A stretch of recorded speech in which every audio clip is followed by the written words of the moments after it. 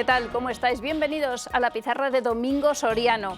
Llega el 31 de diciembre y es el momento de hacer borrón y cuenta nueva. ¿Qué tal, Domingo? ¿Qué tal, Richard? Yo el 1 de enero me creo firmemente que voy a apuntarme al gimnasio y voy a ir. Sí, eso es lo que nos creemos todos y por eso vamos a hablar de esta pizarra. Vamos a, como lo hacemos todos, a dar algún consejo que hemos aprendido algunos de esos grandes economistas que ya sabes que nos gustan tanto, sobre todo estos de la economía conductual, de la psicología económica. Pues vamos a ver si nos pueden enseñar algunos pequeños consejos para cumplir todos esos buenos propósitos. Porque sabemos que los buenos propósitos los vamos a hacer. Claro. Así que vamos a ver si algún año cumplimos por lo menos uno. ¿Será el 2020 el año de la Nuria del futuro? No lo sé. Yo solo entendí, otra cosa ya es que... Vamos a intentarlo. Venga. Pues mira, lo primero, aquí un reloj, plazos y compromisos. Qué mala leche, un reloj. Yo creo que lo que nos pasa a todos es que no nos cuesta mucho comprometernos, lo que nos cuesta es cumplir con la promesa que nos hemos hecho a nosotros mismos. A ver, esto los economistas lo han tratado mucho, es uno de los grandes temas de los últimos años, que podríamos decir que es esta dificultad que tenemos los humanos para ponernos en nuestro lugar, en el lugar de nuestro yo futuro. Esto de la preferencia temporal es un clásico, es decir, todos preferimos algo ahora que algo en el futuro. Si yo te digo, ¿qué prefieres? ¿Que te dé 100 euros ahora o 100 euros dentro de 3 meses? Pues tú dirás, hombre, la vela que va adelante es la que alumbra, como decía mi abuela, dámelos ahora. Entonces, eso que sí que tiene sentido, el problema es que cuando lo aplicamos pues, al ahorro, a una dieta, a dejar de fumar, el momento actual lo sentimos como que nosotros adquirimos todo el beneficio de eso que no debemos hacer, pues comernos el pastel que no debemos, fumarnos un cigarro, decimos venga ya lo dejaré mañana, o no ahorrar, y ponernos en el lugar del yo futuro que dentro de 3 meses le gustaría haber empezado a ahorrar o haber dejado de fumar, nos cuesta mucho, ¿no? Ahí hay una gran disonancia y además es muy complicado. Aquí ya se meten no solo economistas, sino pues, gente que estudia la evolución y dice que pues, los primeros seres humanos realmente cuando tenían, por ejemplo, pues, comida, no podían pensar en guardar la comida porque no sabían lo que iba a ocurrir al día siguiente, con lo cual lo más intuitivo para el ser humano era consumir en el momento todo aquello que tenían. ¿No será ir contra natura? Un poco sí, es que es un poco ir contra natura. Entonces, hay una enorme tensión entre nuestro yo presente y nuestro yo futuro. Entonces, ¿cuál sería el consejo que nos dan algunos de estos economistas? Pues probablemente con estos compromisos de Año Nuevo sería que nos fijemos metas en el corto plazo que hagan que esos sacrificios que tenemos que hacer sean más fáciles de cumplir. Entonces, en vez de pensar a lo mejor voy a no fumar de aquí a un año o no voy a fumar más en toda mi vida, a lo mejor pensar eso, o con la comida, no voy a comer una dieta pues, para perder 20 kilos en los próximos 2 años, o en los próximos 12 meses. Pues dices, bueno, pero es que empiezas a ver lejano y dices, bueno, ¿qué más da si es dentro de 12 meses, si empiezo la dieta hoy, empiezo la semana que viene? Y entonces empiezas a postergarlo. Pues a lo mejor ponerse objetivos a corto plazo. Esta semana en concreto voy a comer así. O hoy y mañana, o le he prometido a mi hijo que de aquí al jueves no voy a fumarme ni un cigarro. Y entonces probablemente sea más sencillo que nos comprometamos con nuestro yo del jueves, y el jueves tenemos que rehacer el compromiso, pero probablemente sea más sencillo que con esa idea un poco de aquí a 10 años lo que voy a hacer, ¿no? El reloj. Ya lo dejamos aparcado y ahora nos vamos al gimnasio. ¿Pagar un año? Pagar un año. Sí, porque esta foto tiene una doble lectura, ¿no? Tú sabes que ahora, en septiembre y en enero, los gimnasios nos masacran con publicidad. Normalmente nos incitan a que paguemos un año. Nos dicen, si pagas un año de cuota, es que es mucho más barato. Te sale mucho más barato. Y ya que vas a ir... Claro, a ver, eso es muy interesante. Eso tenemos que hacer otro día otra pizarra, que no sé si los dueños de los gimnasios protestarán por ella, sobre la economía de los gimnasios. Hay algunos artículos interesantes, porque son un tipo de negocio en el que para el usuario del gimnasio suele ser bastante barato el gimnasio. Digamos, el servicio que le dan, el número de horas de clase a las que puede ir, las instalaciones, pues claro, dependerá de cada gimnasio, pero no es especialmente caro si uno utiliza el gimnasio de forma recurrente. Entonces dices, ¿cómo puede sobrevivir un negocio que sea tan barato para su usuario?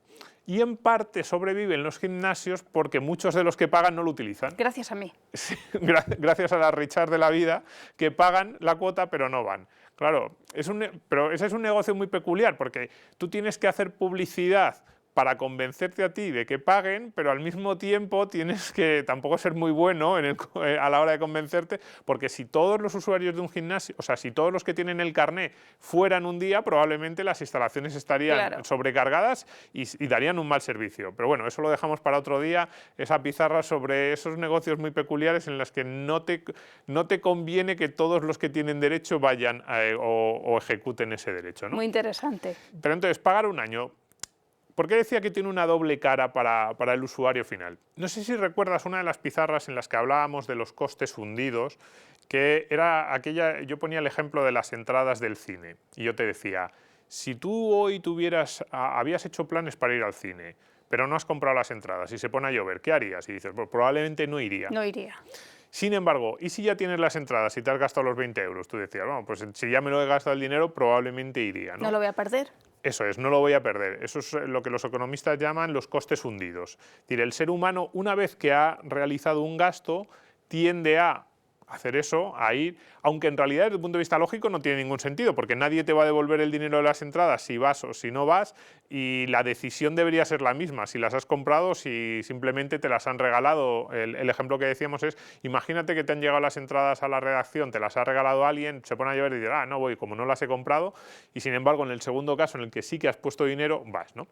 Entonces, ¿por qué no sirve el gimnasio? Porque es cierto que con esa lógica de si lo he pagado, lo aprovecho, podría parecer que tiene sentido pagar todo el año porque así es, digamos, es un empujoncito que tú te das a ti mismo. Ya has pagado la cuota, con lo cual tú mismo te obligas a empezar a ir al gimnasio. Esa doble cara que decíamos de pagar un año es que, como sabemos que no cumplimos mucho, pagar un año porque ahorras, porque va a ser más barato, puede parecer un ahorro y al final es un mal gasto, porque si no lo cumples. Entonces esa es la disyuntiva.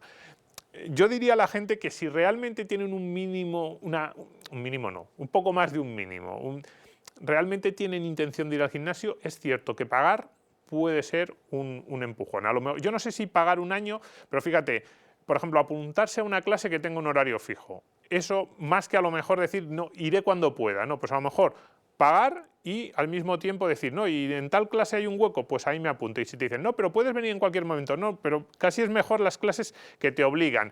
Incluso, por ejemplo, si son dos amigos, eso lo sabemos de toda la vida, no es que sean consejos de grandes economistas, los Nobel de Economía lo que han hecho ha sido modelizarlo un poco y explicar por qué el ser humano se comporta así. Pues, por ejemplo, lo mismo, ¿no?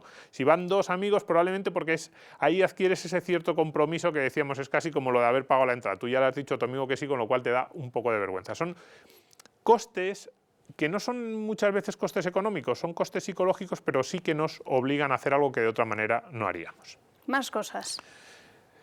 Edulcorar la realidad. Tercer pequeño consejo que nos han enseñado. Esto nos lo explica muy bien Daniel Kahneman, con su teorema del pico final, él lo llama.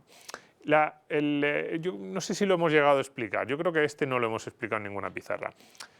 Esto lo que dice es un experimento muy interesante que hicieron algunos pacientes que pasaron por hospitales en Estados Unidos, que les tenían que hacer una prueba médica muy dolorosa.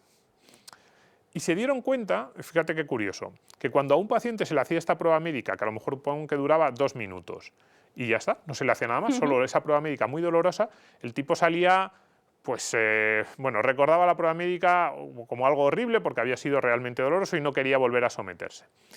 Y a alguien se le ocurrió hacer un truco que era ampliar esa prueba dolorosa de 2 a 3 minutos, pero con un pequeño truco, que era los últimos 30 segundos hacerlos mucho más placenteros, rebajar mucho el dolor que sentía el paciente y hacer como que el final fuera cada vez más suave. Pues bien, le preguntaban a los pacientes, la lógica nos diría que ahí los pacientes van a decir, mira, me da igual que al final sea un poquito menos de dolor. 3 minutos de dolor, aunque los últimos 30 segundos sean de un nivel inferior frente a 2 minutos de dolor, prefiero los 2 minutos de dolor. Pues no, la gente tenía mejor recuerdo y estaba más dispuesta a someterse a la prueba 15 días después en esa prueba más larga, pero que tenía un final menos doloroso, ¿no? Lo puedo entender. Sí, no tiene mucha lógica, pero... Por el sabor de boca, ¿qué sabor de boca se te queda? Un poquito sí, fíjate, las enseñanzas, los refranes muchas veces luego están los economistas haciendo sus modelos y sus pruebas en las universidades, pero un poco va por ahí. Entonces, por eso decimos edulcorar la realidad. ¿Por qué? Porque para esos propósitos de año nuevo es mucho más fácil si el sacrificio nos engañamos a nosotros mismos un poco con ese sacrificio. Por ejemplo, estábamos diciendo antes el gimnasio. Hemos dicho que es más fácil si vas con un amigo y si después del gimnasio quedas siempre, esto también lo sabe todo el mundo, ¿no? Con ese mismo amigo a tomarte unas cervezas o con el grupo del gimnasio. Es decir, si el recuerdo final no es la pereza que te da levantarte para ir al gimnasio, y digo el gimnasio o la comida, sino... Claro. Sino que acabas en McDonald's. Acabas en McDonald's un poco, sí. Pues has vuelto a tirar el dinero. No, pero bueno, hay que edulcorar la realidad sin ¿verdad? No puedes decir, bueno, voy a dejar de fumar, pero entonces me fumo 5 cigarros el día después de... No. Hay que hacerlo bien, ¿no? Pero digamos, tratar de pequeños trucos que a ti te sirvan para recordar sin dolor o con el menor dolor posible ese sacrificio que estás haciendo y que solo te servirá en el largo plazo, ¿no? Vale. Entonces esos también nos lo enseñan esta economía del comportamiento, que podemos engañarnos a nosotros mismos con esos pequeños trucos finales. Con lo fácil que es hacer las cosas, decidir hacerlas y hacerlas, o quizá no. Sí, En bueno, fin. es que no es tan fácil, ¿no? El sesgo del presente, del que nos habla Kahneman también, es que es muy importante. Tenemos todos una tendencia porque además es lógico, es decir, el que disfruta ahora mismo del cigarro, la hamburguesa, el dulce o no ir al gimnasio es el domingo del presente. El que ponerme en el lugar del domingo de dentro de 6 meses es complicado. Sí. Yo cada vez valoro más las personas que dicen, yo es que soy muy básico. Poco sí. ¿Verdad? Pues, en fin. y ¿Y fíjate, por qué no el 5 de marzo? Claro. ¿Qué le pasa el 5 de marzo? Pues mira, aquí vamos a hablar de otro efecto que también nos comentan los economistas, que es el efecto anclaje, y que lo hemos utilizado para otras cosas, que parece que no tienen nada que ver, pero luego le podemos buscar una cierta relación. El efecto anclaje lo hemos tratado cuando hemos hablado de bolsa. Hemos dicho, por ejemplo, esa persona, pero también lo podríamos ver, por ejemplo, con alguien que se compra una casa.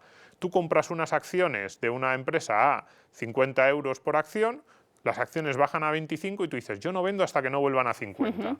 Y es como, pero es que a lo mejor las circunstancias han cambiado y ahora esa empresa que en sí podría tener sentido que valiese 50, ahora mismo no vale 25. Es que en realidad su precio está más cerca de 10, con lo cual, aunque hayas perdido de 50 a 25, haz el favor de vender y por lo menos no pierdas de 25 a 10. Pero tu mente le cuesta mucho, tú tenías una referencia inicial que eran 50 y hasta que eso no vuelva a 50 no te mueves. Con las casas ha pasado mucho en España, gente que decía, yo quiero vender mi casa, pero si no me dan lo que he pagado, es como nos anclamos a una realidad que ya no va a volver, ¿no? Pues con los compromisos yo creo que a veces nos pasa lo mismo. Entonces decimos, hoy es 1 de enero, me pongo pues la tarea, me comprometo a cualquiera de estas cosas de las que estamos hablando. No voy a fumar más este año. Y luego el día 1 de repente tienes una fiesta, el día 2 también, incumples, no sé qué, llega el día 6, Reyes, no sé qué, fumas y dices, uff, ya no he cumplido con mi compromiso de comienzos de año, ya estamos a 6, 7 de enero, venga, ya para el verano. Y como que nos anclamos a que si ya no lo has hecho bien desde el principio, ya buscas otra fecha significativa en el que realmente tiene sentido que dejes de fumar o que empieces a comer menos o que vayas al gimnasio. Y es como, no es verdad. Digo, ¿por qué no el 5 de marzo? O cualquier otro día. O cualquier otro día, porque muchas Hoy veces... puede ser un gran día, que decía Serrat. Más o menos va por ahí, ¿no? Muchas veces nos obsesionamos o decimos, si ya ha pasado la fecha en la que me había puesto el primer compromiso o si he incumplido una vez, pues es como que ya me vuelvo a fijar una meta muy lejana en el tiempo y así nos sentimos bien. Para empezar, porque durante 6 meses pues, bueno, puede seguir fumando el que fume o puede seguir comiendo dulces, ¿no? Y es como un momento, ¿no? ¿Qué pasa? ¿Es 12 de enero o 12 de febrero? ¿No has cumplido con ninguno de tus compromisos? Bueno, pues es 12 de febrero, qué fecha tan buena. Y además lo que decíamos al principio, ¿no?